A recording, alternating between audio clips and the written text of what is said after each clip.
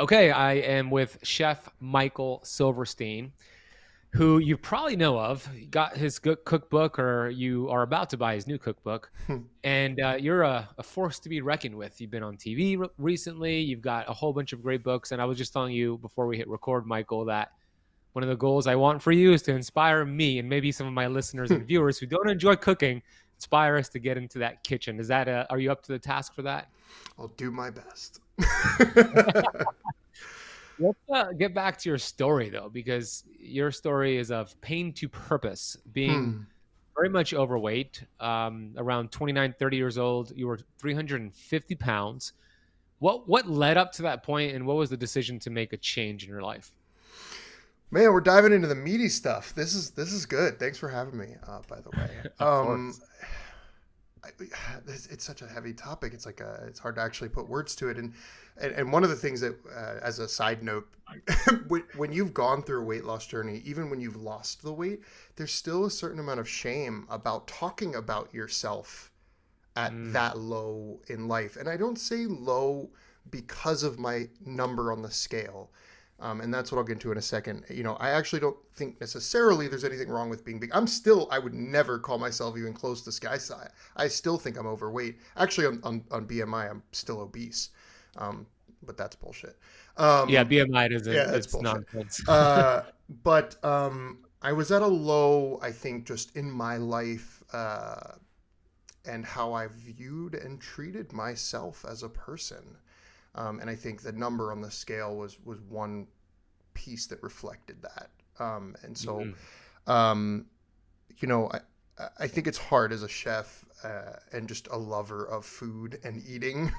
I think, when you're surrounded by food, it's easy to gain weight. Obviously, there's a lot of people in the food industry that, that struggle with this just out of proximity to food, I guess, on a very simple level, but that's really not what it is at all. And I think what I came to understand is that going through a very stressful career, food was more than just food. I mean, it was my emotional release. It was comforting, which led to addictive properties, which led to emotional eating and binge eating habits that really caused me to spiral out of control over the years through my 20s. Food was the one thing that was like the best part of my day. It was the one thing I looked forward to and could sit on that couch, um, and stuff my face, and it felt good.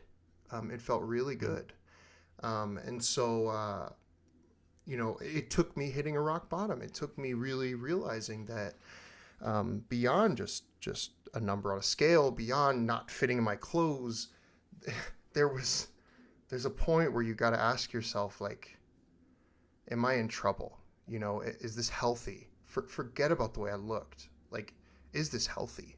My doctors didn't think so. And, is this the life that I want to live? Am I going to enter my 30s, which is still young? Like, I'm still young in my mind. um, Mhm. and is this the person that I want to be? Is this how I want to treat myself? Um, and so I think it came to a realization for me around food, but so much more than that. That, how I treat my body is and how I eat is much more a reflection of my self worth and um, my self love, Mm. more than just a diet or the calories or the macros. There's so much more behind it. That's who I am and how I treat myself. And I never Mm. treated myself very well. Not until I was 30 years old that I was like, you know what? I'm actually going to honor my body, and and look at food as something beautiful that can be a fuel source to being a more powerful person. So, um, man, I don't even know if I answered the question at this point. I'm rambling because it feels so big to me to be talking about this. But yeah, yeah. I mean, in summary, it was like I had to kind of hit a rock bottom, both physically and almost much more so emotionally and mentally, before I was ready to make a change. You said a lot of things that I believe resonated with those listening and watching, including myself, because Mm, I have a very similar story to you. I was obese, not just by BMI standards, but body fat percentage standards. mm, And I was also abusing my body. I also didn't have love for myself. I hated Mm, myself. I also hit rock bottom. And, mm, the really interesting thing about rock bottom, somebody might be watching and listening who's going through rock bottom. When you're in it, it feels like it's the worst thing ever. And you don't know how you're going to get out of there. But when you get out of there, the opposite direction, that potential to go up, is so beautiful. And it could create a new career path as it did for you. It could create self-love as it did for you. It could create new relationships as it did for you. So the point is that you just got to keep going. You just got to keep digging. I had thoughts of not doing that. I don't know if you ever had thoughts of actually ending the suffering and ending your life. I sure did, but I'm so glad I didn't. And maybe you could share a little bit about how it was to be in that rock bottom, and was there like an aha moment, like a book you read that kind of woke you up to practicing self-love, or was it hmm. somebody who shared something for you? Like, what was that switch? Because I know it just doesn't happen from anywhere. Like, what turned that switch for you? Yeah, man, I think this is such an important topic. And for me, it felt like, how do I put words to this? I think there's a real paradox when you are really heavy, um, that you feel very small in the world, Mm, and that there's a real paradox in that, that you might physically feel large, but I felt, I'll speak for myself, I won't speak for anybody else, because if you feel powerful at any size, that's actually the goal. I wish I had that type of confidence. um, but I felt ashamed of who I was. Like you said, I didn't love myself, and that hurt.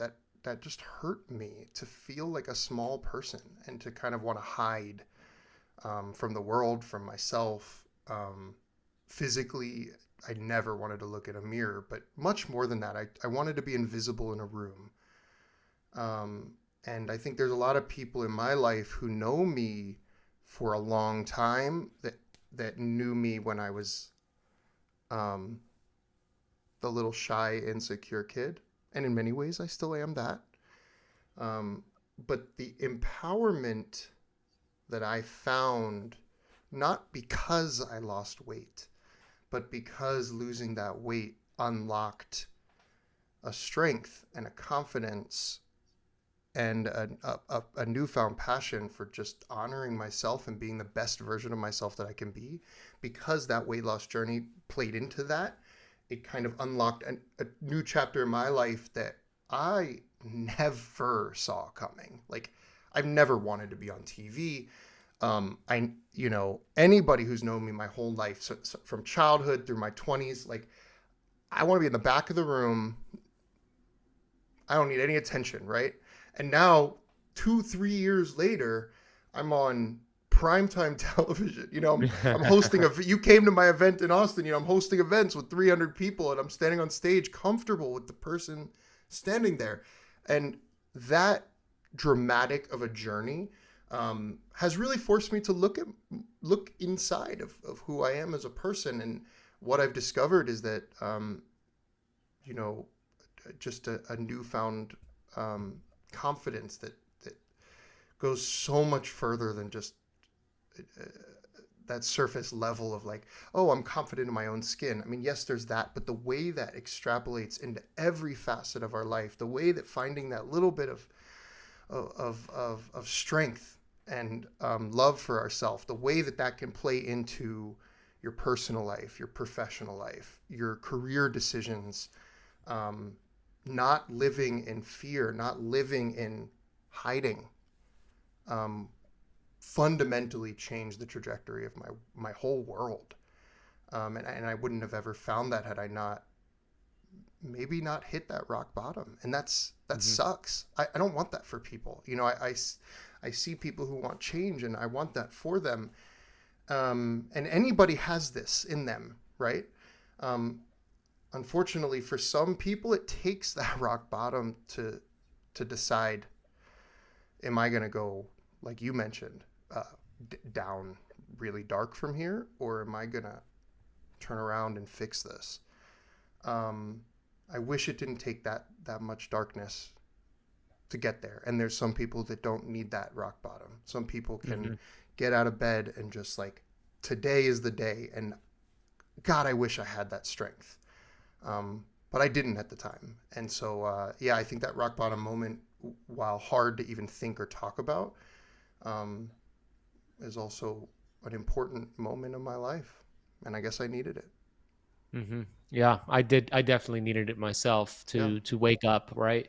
And ideally, we don't want to have to go through so much suffering to have that awakening. And Mm-mm. you don't have to, like Michael said. I mean, you could decide today to be that day. You're going to just Yeah. change everything. You're Yeah. going to let those Yeah. negative thoughts pass, and you're going to choose better thoughts. You're going to Yeah. cut people that are toxic out of your life. You're going to just make some small changes in the kitchen, which we'll talk about. Yeah. To Well, give your body. and even in that moment, it's not just a discipline thing. You know, I think anybody, forget about just weight loss. Anybody who's gone through any type of um, health exploration, let's just say, you know, whether that's I'm going to try weightlifting for whatever, like anybody who's tried anything physically or mentally knows that these things take time. They take work, they take repetition and practice and learning and exploration. I think is actually, I like that word for it.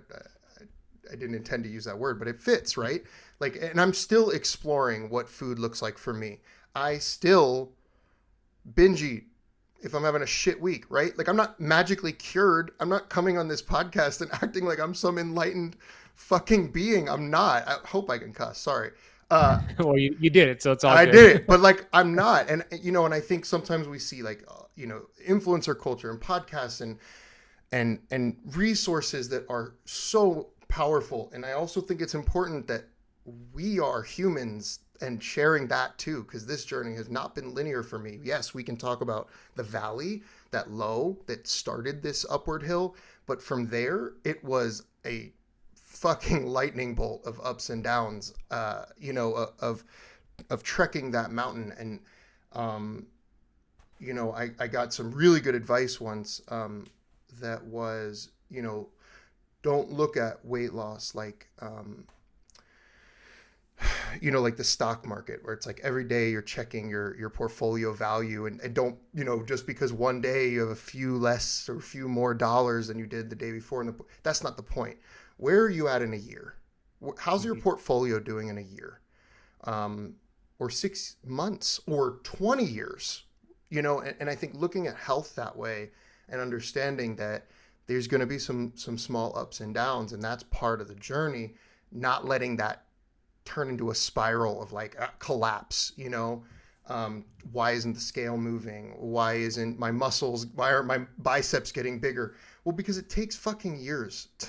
That's the answer. And that sucks sometimes too, but I think going in and understanding that it's a journey, and to enjoy that, and to play with that and explore what that means for you. I'm a little over 3 years into my keto journey, and I have gained weight, I have lost weight, I have failed, I have succeeded, I've done all of the things, but the net of my 3 years of hard work is something I'm really proud of. And so I think that's just a good framework of patience and kindness as you enter a health journey at all. Very important, because losing weight is a byproduct of health. It's not lose weight to get healthy. It's get healthy to lose weight. And getting healthy, it's mental, it's emotional. Getting healthy is physical. It's all these areas Yep. that you're referencing. Yep. But I think one of the big parts of this conversation that we started off with here is, you mentioned you were stressed out. I know you went to college for architecture and business, which is not what you're doing right now. So you were stressed out throughout your 20s. Mm. I imagine you were not living a life on purpose with your purpose, meaning you weren't doing the things you love.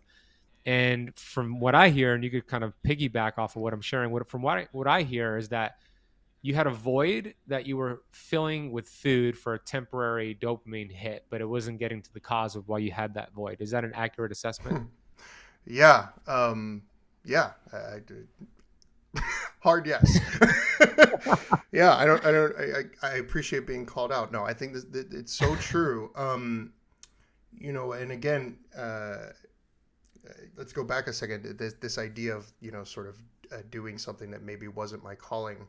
I nearly failed out of architecture school, actually, like in my junior year, and because it wasn't my passion.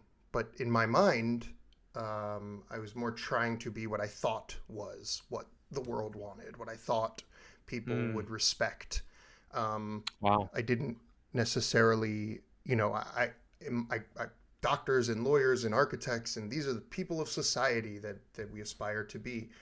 Um, and yeah, I guess you can see how well that went, right? Um, and I think being a chef isn't, well, one could make the argument maybe now it's become cool and sexy to be a chef, but it wasn't always that way, right? A lot of people would view the people in the back of a restaurant kitchen as, it's a lowly job. Prisoners and criminals covered in tattoos worked in kitchens, right? Like that's one perspective. Now the culinary world has become really quite trendy. But as a kid growing up, I remember telling my family at 8 years old that I one day was going to have my own restaurant, and begged Oh, wow. begged my parents to go into this Italian restaurant in my neighborhood. I wasn't legally able to work. I didn't even have a work permit. I was 13, and we begged the manager of this Italian restaurant to let me work there at 13. Um, it didn't matter what he paid me. I didn't care what he let me do. And until I got my work permit and started working legally, I just sat there and rolled like silverware into napkins, like the old school Italian restaurants. They'd have a little napkin shape. Yeah. And I did that for hours, and I freaking loved it. Like, I was so proud to be working in a kitchen. And as a child, Yeah. and so I think I always battled with that, and I think in many ways we all do. We kind of battle with facing who we are and how we interact with the world in that sense. But I've explored a few different careers in my life too. Yeah, I mean, even after school, I ended up playing around in real estate a little bit, which is still a passion of mine. I actually still dabble in real estate. It's just a side passion. I do really love designing and renovating houses. I think I enjoy the creativity of all of my work. I Hmm. love creating beautiful things, I think, in a really simple sense, as corny as that sounds. Um, but yeah, I mean, I think food for me, and maybe this is good or bad, but I grew up in a culture where food was the ultimate expression of love, and it's so beautiful. Like, I think you see in many cultures, whether you're Italian or Jewish or Nigerian, that food is at every it's the center. You walk into anybody's home, and their mom's always going to say, "Are you hungry? Let me feed." That's Hmm. love. That's how you take care of somebody. And so that's how I took care of myself, was just through food. Um, Mm. and so when I was happy, I'd celebrate by eating, and when I was sad, I'd eat. When I was Hmm. stressed or tired, or and you get the point. And I think we all understand that. I think everybody to some extent understands that emotional yearning to eat. And so for me, kind of understanding that and trying to disconnect that at some points, trying to find a healthier relationship with the food, so that we can still celebrate. My life is about food. My life is about honoring and sharing food. So the last thing I'm trying to say is that we shouldn't use food as an expression of love. That's the whole point of my career. Um, but we also have to like be able to find boundaries and Hmm. have those tough conversations around like when and where that's appropriate, I think. Yeah, absolutely. And at what point did you discover keto during your journey of transforming your health? I know you Mm. said you've been in it for 3 years now, but what role did the keto lifestyle play with your transformation? Oh, it was the role. Frankly, I might be wrong. Maybe it was 4 years ago. I'll have to think about this. Time has been weird the last few years in the world. There's like this, the COVID years that seemed like a time warp. Yeah, Um, totally. but I did some research, and in my, many times in my life, I've wanted to lose weight. Um, Even when I wasn't as big as I got, I still wanted to lose weight. And so I'd done some crash diets and saw success and gained the weight back and then some, a story that all too many of us know. But when I had that moment of like, it's time to make a change, that moment we spoke about a minute ago, I wanted to find a approach that allowed me to still love food, that didn't require me to starve myself, something that I might actually be able to stick to. And it didn't take long for me to be like, you know what, I'll try keto. And, you know, steak and butter and these things sounded great to me. Like I can still eat the foods that I want to eat. And, um, you know, sure, no bread, that sucks, but I'll figure it out. And, you know, I'll see where this goes. Honestly, I went into keto so uncommitted. And again, I'm just being fully transparent. I went in completely doubting myself because that's who I was. And so I didn't even tell my fiance at the time. I didn't even tell him. I just, to myself, secretly started cutting out carbs. It wasn't maybe for 2-3 weeks that I even shared to my own partner what I was doing, because I didn't want the shame of failing in front of anybody either. And I just assumed that I would fail.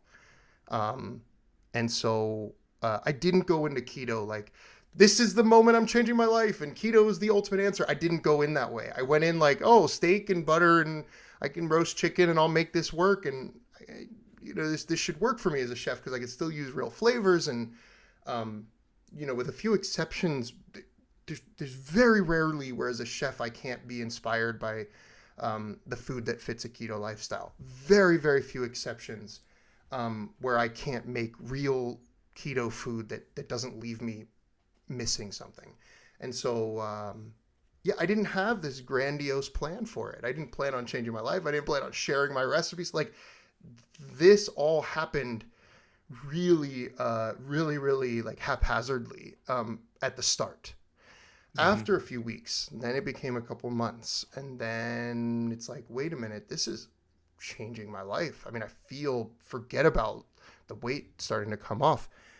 The feeling of empowerment and energy and strength and healthiness and even minor things like, my God, 10 years of acid reflux and GERD, 2-3 weeks into keto, we're just gone. Years of doctors and medications for acid reflux, gone in 2-3 weeks with no intention of any of that happening.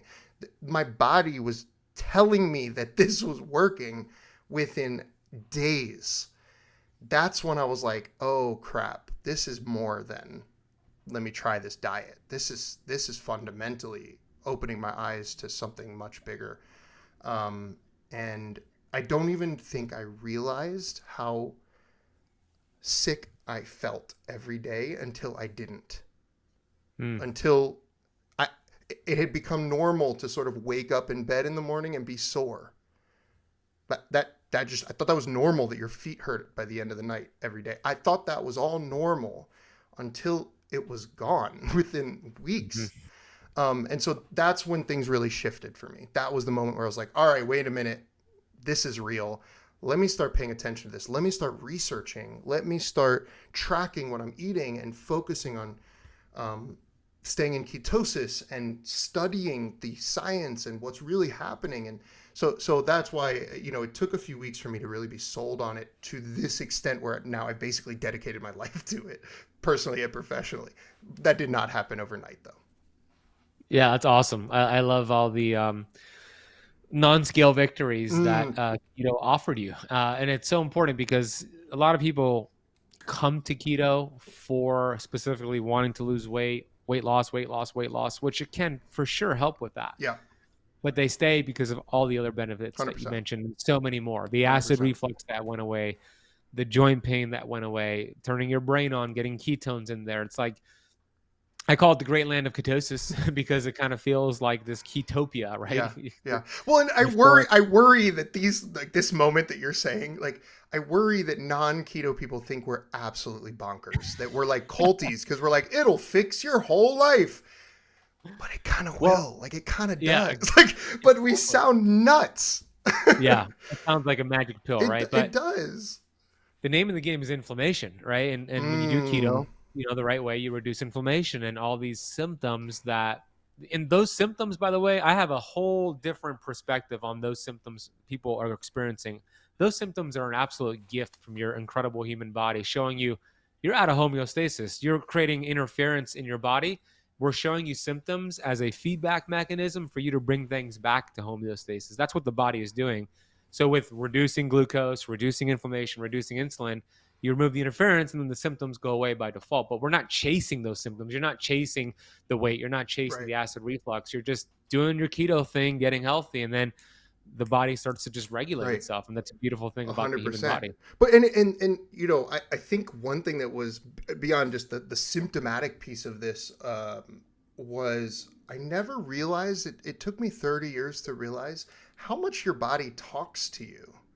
And like sort of being tuned into yourself so much. I mean, I remember at the peak of my weight loss journey when I was testing my blood and, you know, really into it. And I think, you know, part of why I was able to lose 80 pounds in 1 year was because I was really freaking focused.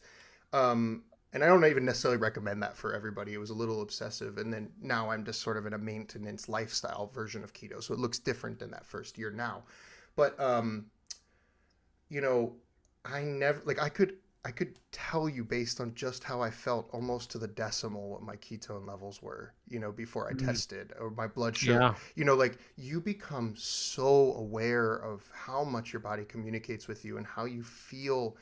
I don't know. Does that make any sense? Totally, I feel like I sound crazy right now. But you know, I just never listen to myself, and that's why the body will tell you when it's happy, and it will tell you when it's mad at you.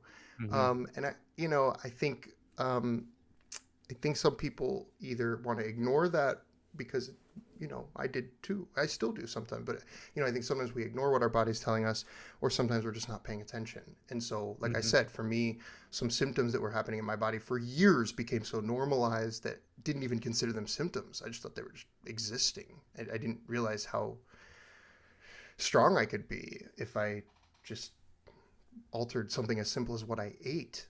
And I didn't even get into, I lost all that weight without even walking into a gym once or doing a single workout. This was all dietary, 100%, which is another part of this whole journey that we can get into. But like, all those changes happened within weeks without a single workout. And again, I'm not suggesting that this is the approach that was good or healthy, but it's just what I did. And so, it wasn't until much more recently that I've discovered exercise and fitness as a part of this conversation. But that was very recent.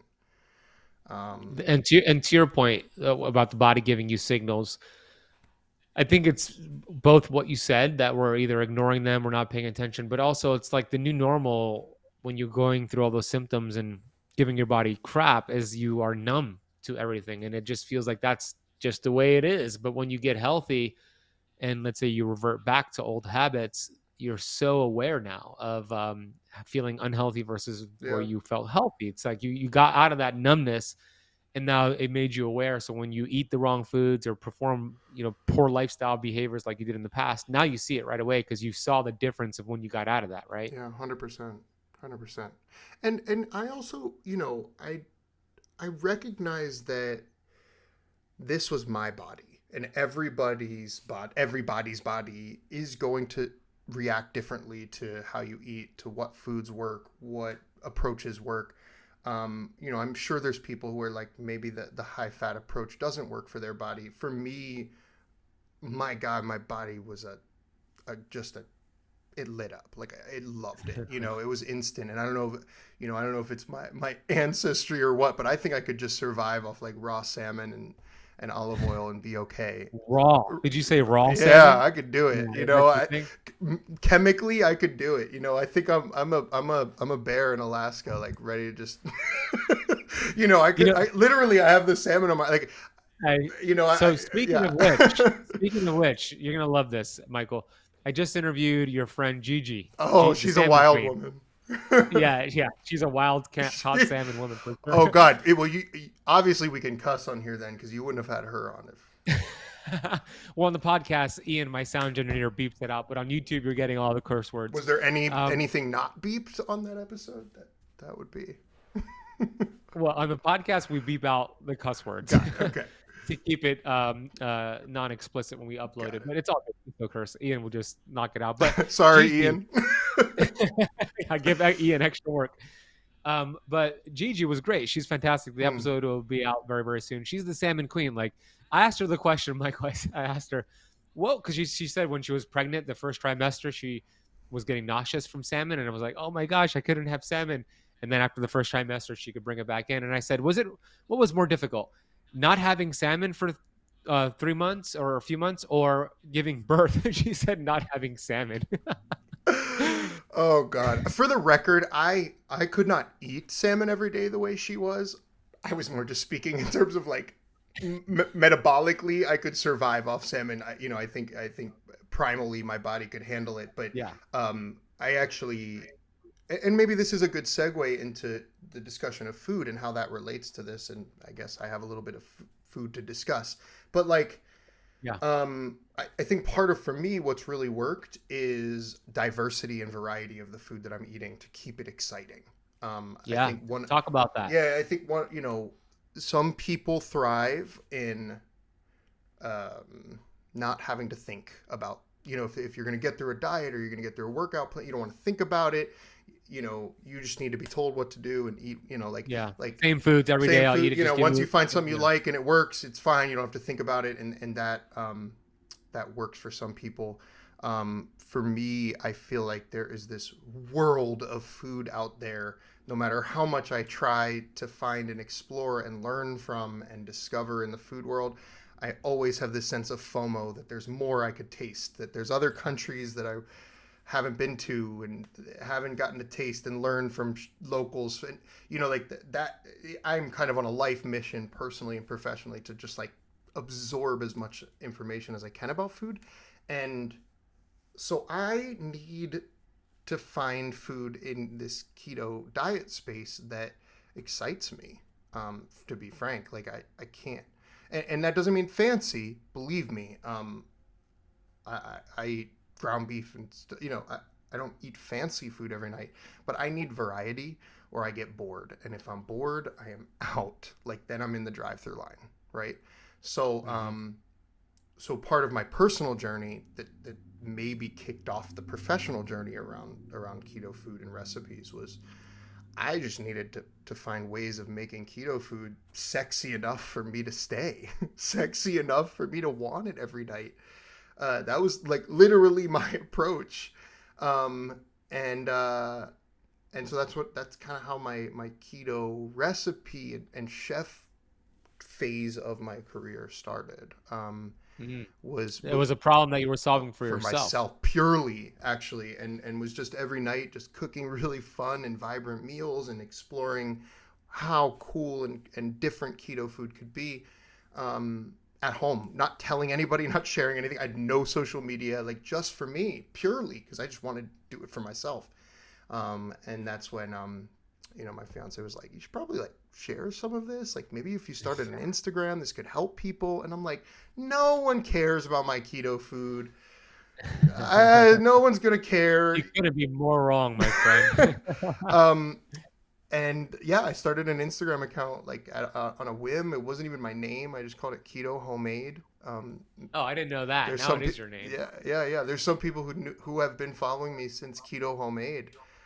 Shout out to you guys. You're my family. I could think of a few friends from back then right off the bat.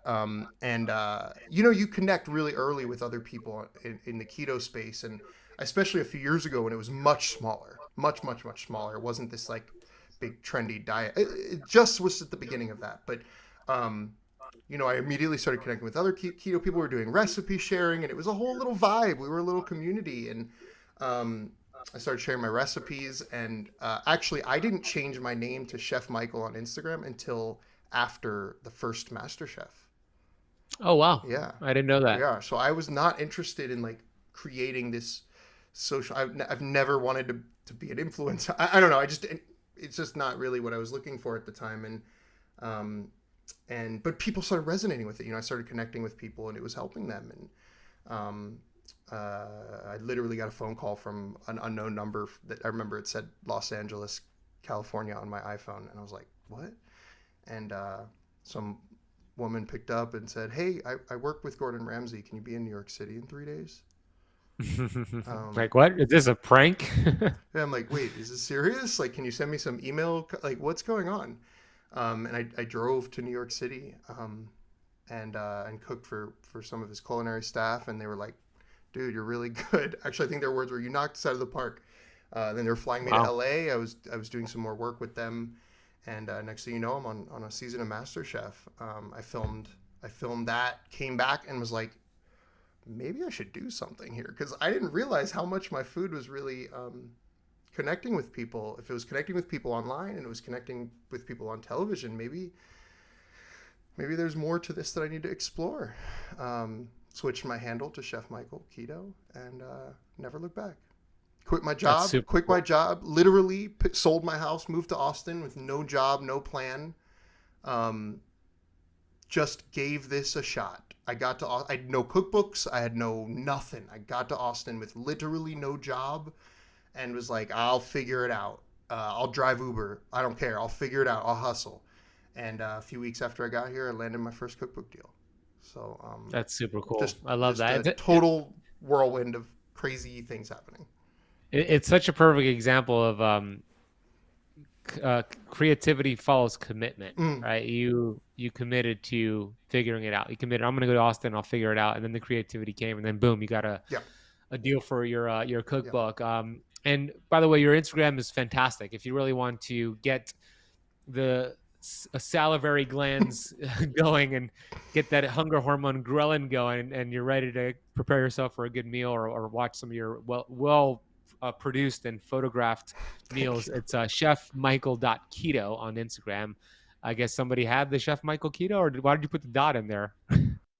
Yeah, and there's so many Chef Michaels, so Yeah. they're all owned. It was so hard. It actually kind of drives me nuts. But now that I'm not saying this is a flex, but like now that I have the blue check, you're not allowed to change your name or I lose the check. Oh, I didn't know So that. yeah, Well, you'll so know it's Michael when you see the blue check, because yeah, he's the well, legit. well, and like I have no reason to, just to shorten it, but I'm not change like the keto part is forever, but like just because it's long, I would love to like find a way to get the last word out just to shorten it, but now it'll be forever. So you guys uh, are stuck with me, keto. No, it's a But great, nothing wrong with the name. but to your point, I think sometimes a little bit of scrappiness helps, but I think this goes back to where we started the conversation a little bit, which is uh, the empowerment that I found by finally learning to love and trust in myself just a little bit more than I had my whole life, and that really started with keto in many senses. And I think that I continued to realize how much could be discovered outside of my comfort zone, um, and if I still wanted to be that small insecure person, that's still sitting on one shoulder, and then I have this other person over here that's like, "You're awesome, go for it," and that's a internal battle that I still struggle with, but the little guy was winning my whole life, and Mm. so I think all this kind of represents just this new chapter for me of pushing myself, challenging myself in the kitchen, challenging myself in the gym recently. Like everything about my recent journey has just been really, really, really, really struggling and embracing that struggle, and taking risks, and trying to have fun with that. But I haven't, I lose sleep because of it. It's not an easy lifestyle to constantly be taking risks like this. It's a little bit of like entrepreneurship meets chaos all the time. Well, entrepreneurship is chaos. Yeah, It really I is. guess it is. Yeah. It can be. Um, how important is it, the food we're giving our bodies? How does that relate to our mental health, right? I know that food determines your mood. So how does that go for you? Like, as you noted, did you notice as you started to eat real food, it actually helped with saying shut up to that little guy saying you can't do it, and feeding more of the guy saying you can do it?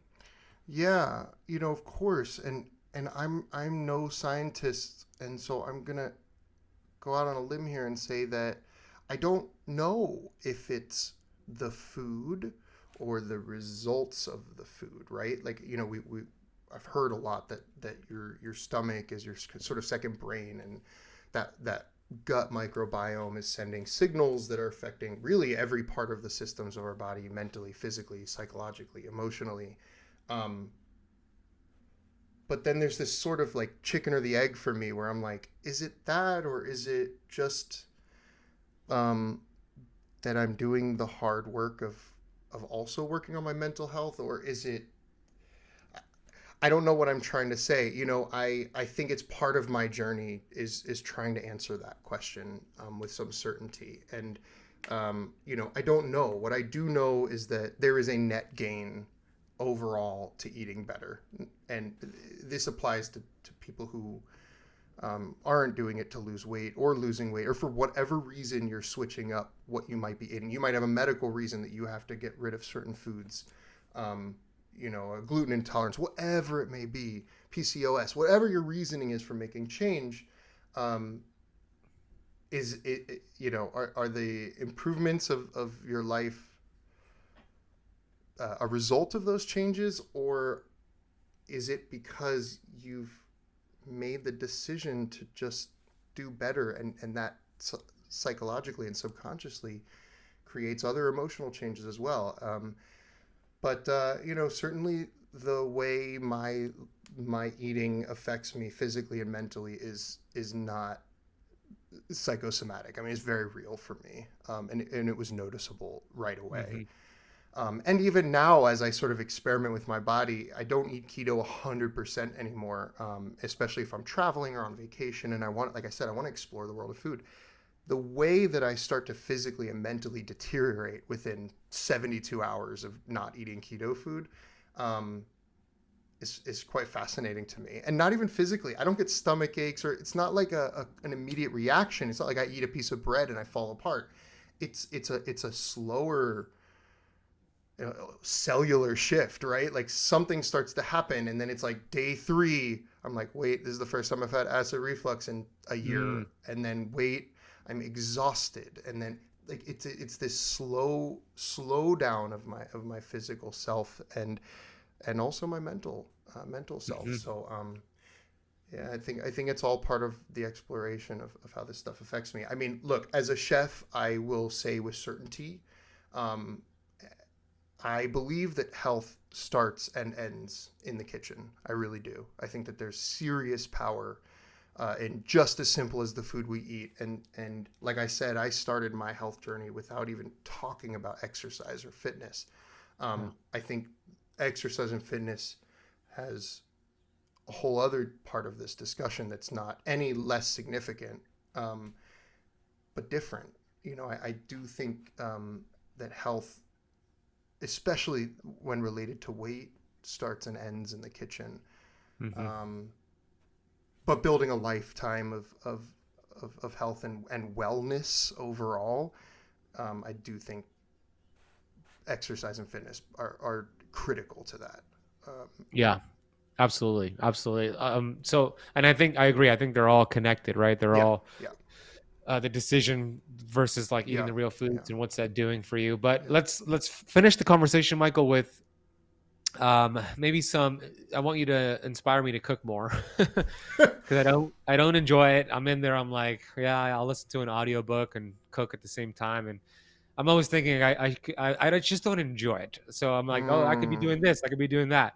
So how do I make it more enjoyable? What are some simple things you have in your upcoming book, which is called New Keto Dinner in 30? Just give me some inspiration here. Yeah, I'm going to answer this in 2 parts. So I'll start with the easy answer, which is finding really easy recipes or really easy approaches to food. And you know, what I try to do with my recipes is obviously create a step-by-step guide as simple as possible to making something, but I also try to teach through my recipes. And like, you know, in all my cookbooks, every recipe has a pro tip, ways that you can kind of learn and put your own twist to it, a different meat, a different spice, something you can do where next time you don't have to even open the book. Next time you're just like, oh, I kind of remember how to, you know, I know how to cook chicken a new way. Let me try it with these spices and lemon pepper instead of Cajun or whatever.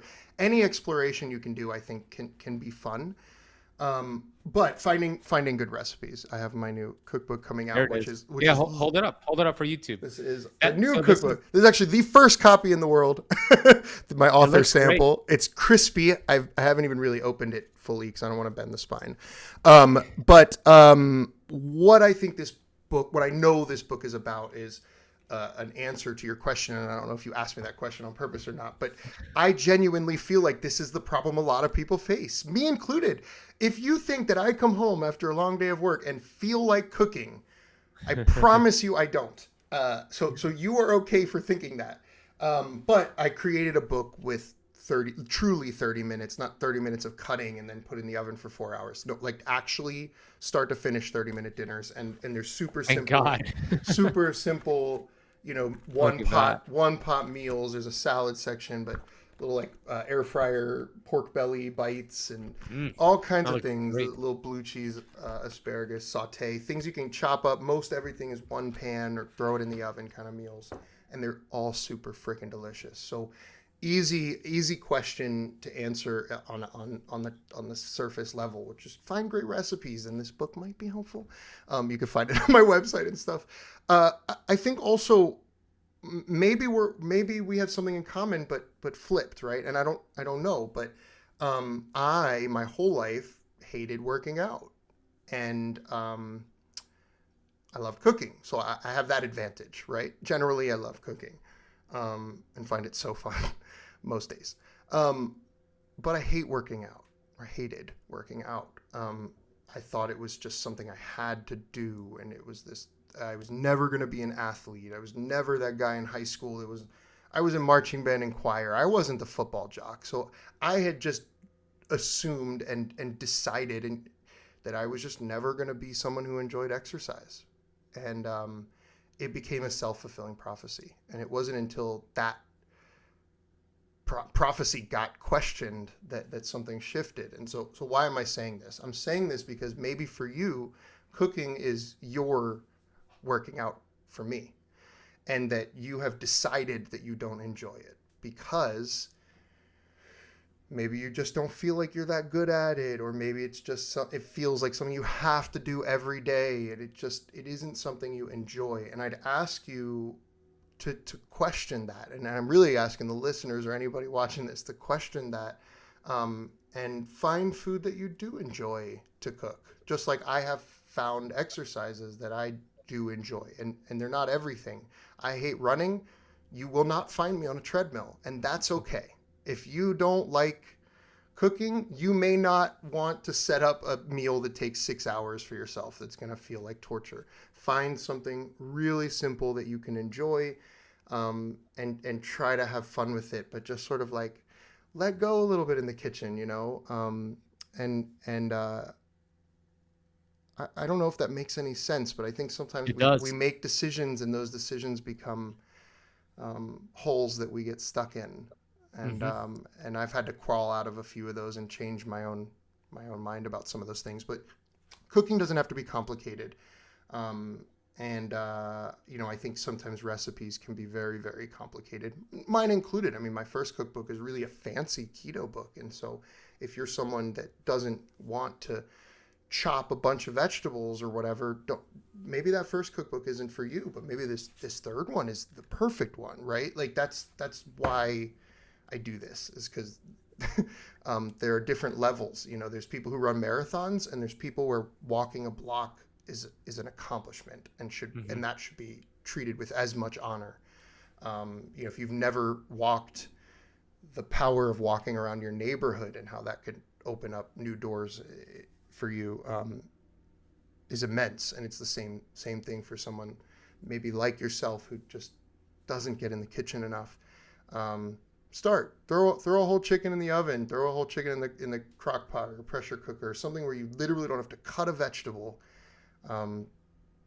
Keep it simple, have fun with it, find some good food. I do think that good food is critical in this, because I'm not trying to be shady, but like not every recipe you find online is good, especially in the keto space.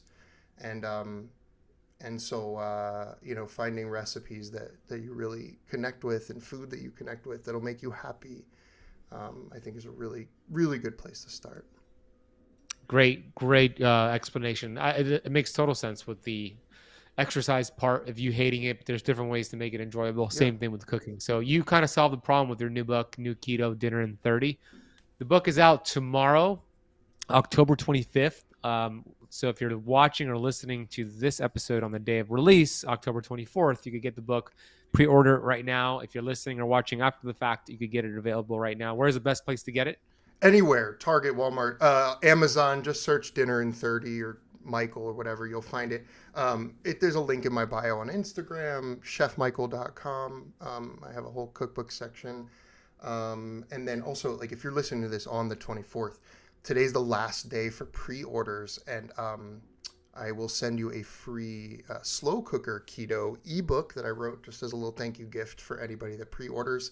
As someone, you've written a book, pre-orders can really help indicate to to stores like Barnes and Noble and stuff that your book is in demand. So if you can, go today and pre-order, and then shoot me a message or go to my website and you can download a slow cooker ebook as a free gift. So today is the last day to do that.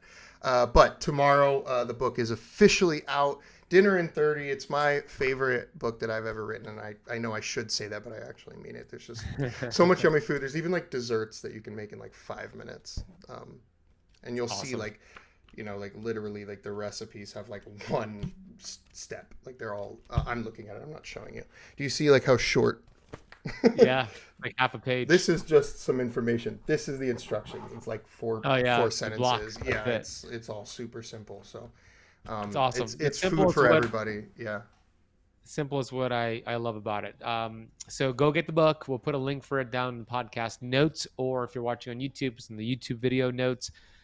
Michael's Instagram is chefmichael.keto. His website is chef-michael.com. Anywhere else that you want them to go, Michael? Chef Michael on YouTube, Chef Michael on TikTok, Chef Michael at my home address, which is no. No, I appreciate being here. This was a lot of fun, and actually, I thought it was really special that we were able to get into some deeper shit. Oh, sorry, yeah, some deeper stuff.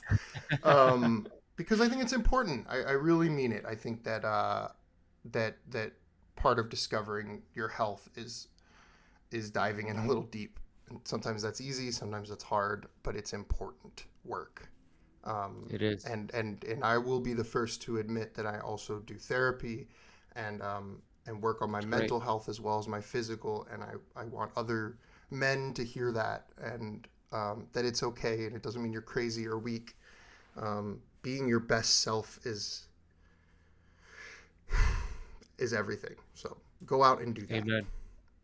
Amen. I love it, Michael. Well, final question for you is, yes, sir, about my favorite vitamin in the world, called vitamin G. Gratitude. What are you grateful for today? Oh man.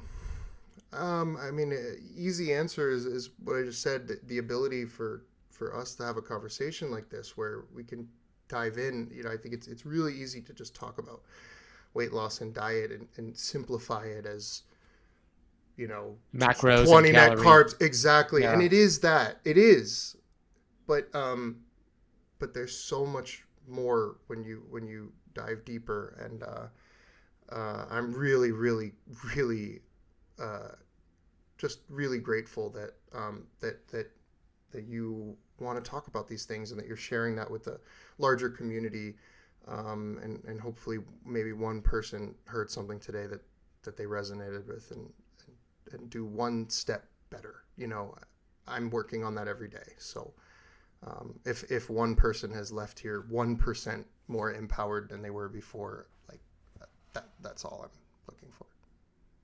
Well said, brother. Well said. Well, Michael, thank you. I'm grateful for you and your work, and thanks for making cooking easy for us in the keto space. I look forward to seeing how this book does. I think it's going to do really well. So go pre-order it, or go order it depending on when you're listening and watching. Great. We'll put links down below. And thank you so much for your time and for opening up authentically and sharing with us your journey. Thank you, Michael. Thank you. And I'm gonna text you and make sure you cook at least once a week.